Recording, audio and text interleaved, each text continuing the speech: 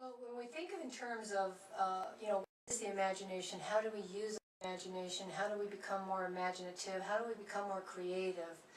We have a tendency to think in terms of, and it's like a carryover or an extension of just the mindset that is prevalent in the world today of, very left brain thinking, very abstract, intellectual, live in your head type of mentality. We think that the imagination is an imaginary process that we create in our mind at a completely imaginary level of something that we then, maybe we use to actually produce something, maybe we don't. But when we say use your imagination, that's kind of what people think of. But in reality, the imagination, like the mind, is full body. And that is, the imagination is not just the imaginary creative visualization, imagining something in your mind as an elusive idea that's never actually acted on or brought into the world. That's just one part of the imagination. But the active imagination is also, or the art to life, so to speak, is that our imagination is actually our whole body. Okay, it's a full body idea. So we not only train the mind with new ideas by envisioning them, but we train the body on new ideas as far as how to perform them, how to use our body as expression in new ways that create new ways of being in the world, or that help us to become different, or to become ideal as a means of expressing the ideas that we imagine in our head, that will bring it into, that'll make something out of it, that'll bring it into expression as a practical, real, idea. Because any kind of performance, certainly, but most of the arts, not all of them, but all of them actually, is a form of performance. I mean, even visual art, which is clearly an imaginative thought process, is key to visual art, but you then have to take it and paint it, right? You then have to take it and create it. Music comes to us as an idea in our head, and we have to actually write it, create it, play it on an instrument. Acting, we have a story, we create the story, and then we have to embody the qualities of the character of the story and be able to act it out, right? Be able to perform it. So, and even writing, writing is an idea, and as you capture it and start writing it down, it starts taking on a life of its own, and things just start coming out. I mean, you find your hand writing things that you almost feel like you're not writing. That's kind of how it feels, because you become a channel for the idea, and ideas just start coming out in you. It's the same thing with painting, it's the same thing with acting or performing, same thing with writing music. The basic idea comes in, it's imagined, and then the doing is a continuation of the development, and as you're doing it, it continues unfolding and developing and kind of expanding into an even fuller idea just through the act of doing it. So we have to, if we want to be creative in our life, and we want to be different, and certainly in any area that we're talking about, personal transformation, personal growth, development, performance issues, being able to get over self-esteem issues, be more confident, be more kind of courageous, so that we can be creative in life, right? Because what people don't realize is that when you're different and unique and you have novel ideas, it takes a lot of courage to invent life. It takes a lot of courage to step out and be willing to say something completely different than everybody else is saying, and be different, act different, right? So, but most of the problem with performance issues, with being able to truly bring changes about in our life, is we don't get it past the head part. We don't move it from just the thought process into an actual doing it, or expressing it, or training our body to, to look different or to act different, or we don't pretend and imitate like we used to. And think about think about when we were kids, okay? Because when we were kids, we got this, right? We came into the world knowing how to create ourselves, right? But we kind of, as we went through life, we kind of got beat down, and we had some bad experiences, and things took place, and people started telling us what we should be doing and what we should be like, and what we should pursue in life and all that kind of stuff, and it kind of like killed our spirit, right? But when we were kids, how did we create, right? We would take a character, right? A superhero, a secret agent, a cowboys and Indians, a superhero, something. We would take an idea, an icon, a metaphor of some sort, and we would study it, right? To see the characteristics, how are they acting, what kind of things do they say, how do they say them, and then when we went to play act them, we would pretend, right? And we would imitate their behavior as a way of kind of embodying it and walking, acting it out. And what that did is it gave us a sense of ourselves as that, being that way, as that kind of person. We were able to express ourselves in a completely different way that was truly creative because we picked it. We said, I'm going to do that, I'm going to be like that person. We picked it, we studied it, we embodied the characteristics and we became like them, right? We used the language, and then we practiced over and over, and we called it playing, right? So it basically the same way that we did it then is how we do it now. So if we're transforming ourselves as adults, this is what the problem is we forgot how to be kids, right? It's like there's a lot to be said for innocence, because innocence is willing to experiment. Innocence isn't fixed and rigid and so habituated to one state that they can't get out of it, right? No, innocence says, let's play. I'll be so-and-so, you be so-and-so, and here's the situation, and this is what's going on, and okay, let's go, ready? And then you walk in and you start acting something out, and everybody just kind of spontaneously went with it, and as a result, you sit there and you kind of like acted out, pretended, played out a whole scenario, a whole idea as a kind of living experience. So it's the same way we do it now. Okay, so now we call it modeling, we call it, some people call it acting skills. I mean, there's all kinds of names for it, but it's basically the same idea.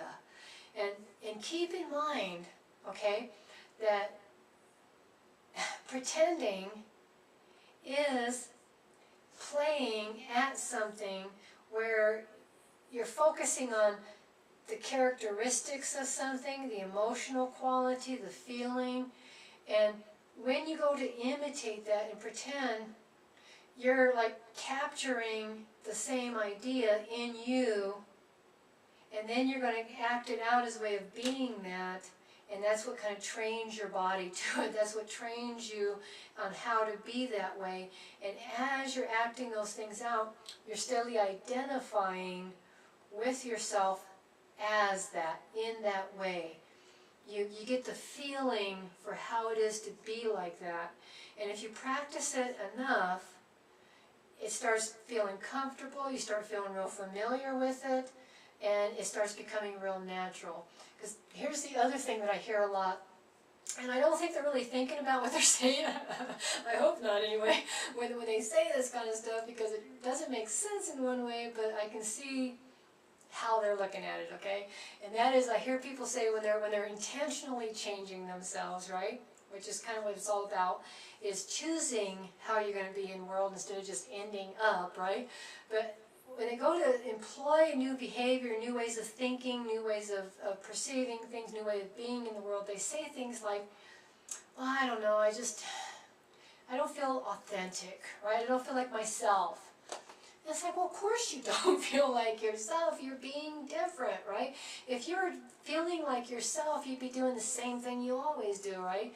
And not being authentic, who knows what the heck that means, right? Because authentic just means doing like what you feel like doing, or just doing the same thing you always do, or expressing yourself in the same way, right? Because authentic can, to a certain extent, be totally related to habituation, to familiarity, to this is how I always do in this situation, and now that I'm not doing this, well, I feel weird, I feel out of place, I feel like I'm not being true, I feel like I'm lying, right? I've had people say that. They're behaving differently. Oh, I feel like I'm not being true, I feel like I'm, it's like, no, no, no, no. Go back to being a kid. Did you think like that when you were a kid? No, right? You thought somebody was cool and you wanted to be like them, and you just went and you acted it out. Teenagers are still pretty good at doing this, right? They're kind of discovering who they are. So they try different things. They try them on, see how they feel, and they act them out for a little while. And if they like them, they keep them, and if they don't, they just kind of drop them and move on to something else. But this is the how we learn to express ourselves in new and different ways, is to first notice what we're attracted to. When we see somebody that has a quality or characteristics that we like, and we want to become more like that, watch them, study them. What is it about them that conveys that? How are they giving that impression? If you're calling somebody confident, what is it about them that portrays confidence, right? Is it a posture? Is it a way of being? Is it how they're saying things? Is it the language that they're using?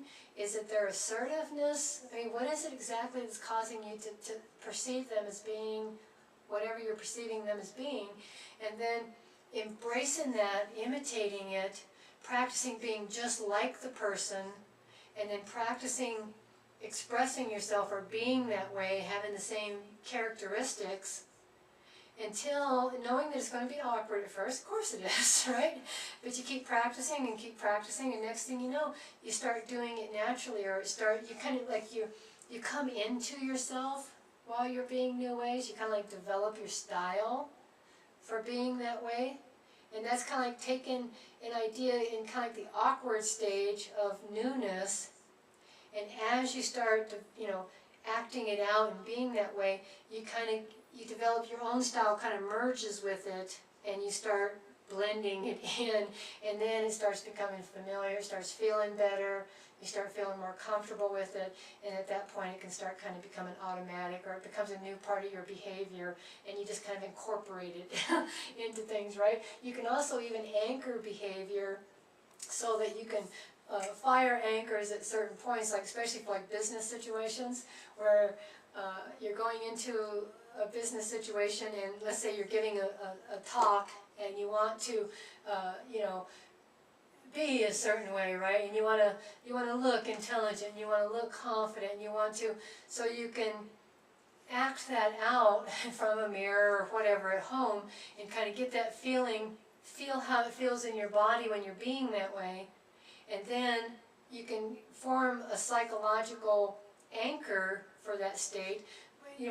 Some can do it with just an image or a thought or a word. Some do it with like an actual physical gesture, that they do, it serves as a trigger for that state, and it kind of like activates it, right? And it's like, yeah, and you got that like kick-ass thing going on, or you got that badass feeling, or whatever it is that you're trying to capture, and you can instantly induce states as far as being able to accurately portray certain characteristics and pull it off, so to speak, or honestly do it. So, but go back to the idea of the imagining, noticing how, when you're developing yourself, how do you want to develop yourself? What is it that you want to develop in yourself?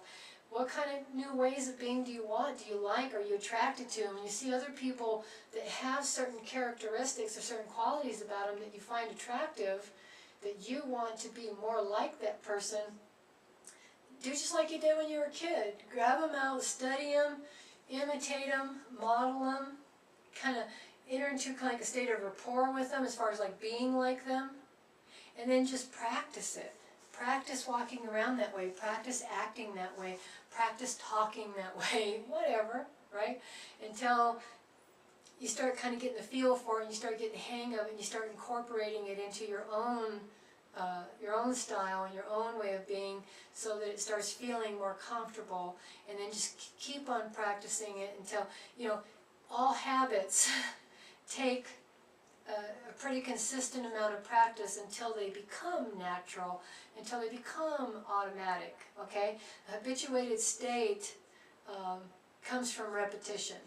So just practice it over and over and over, knowing it's going to be awkward at first, but that it's going to steadily get easier, steadily get more comfortable, and you're going to steadily kind of incorporate your own style into it until it starts feeling real natural and you start finding yourself doing it automatically. So that's one of the probably easiest ways to learn how to express yourself. But the most important thing is to realize that your imagination is your whole body.